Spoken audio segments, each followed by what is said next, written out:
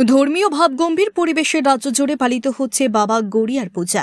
গড়িয়া পূজাকে কেন্দ্র করে নানা সামাজিক কাজকর্ম করে চলেছে বিভিন্ন ক্লাব ও স্বেচ্ছাসেবী সংস্থা।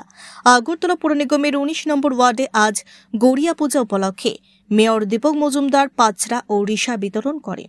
এদিন এ উপলক্ষে আয়োজিত অনুষ্ঠানে বক্তব্য রাখতে গিয়ে মেয়র বলেন, গড়িয়া এখন আর শুধুমাত্র উপজাতিদের দেবতা নন, ধর্ম বর্ণ নির্বিশেষে সকল অংশের মানুষ গড়িয়া পূজায় সামিল হচ্ছেন।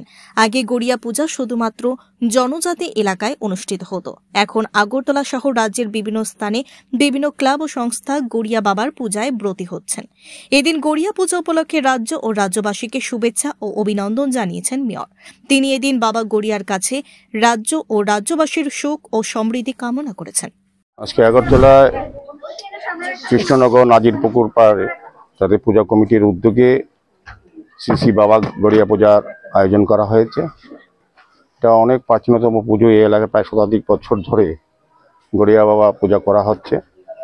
তো আমি প্রথমেই পুজো উদ্যোক্তা যারা এই এলাকায় বসবাস করেন এবং যারা উদ্যোগ গ্রহণ করেছেন তাদেরকে অনেক অনেক আজকের এই গড়িয়া বাবা পূজা শুভেচ্ছা ধন্যবাদ জানাই।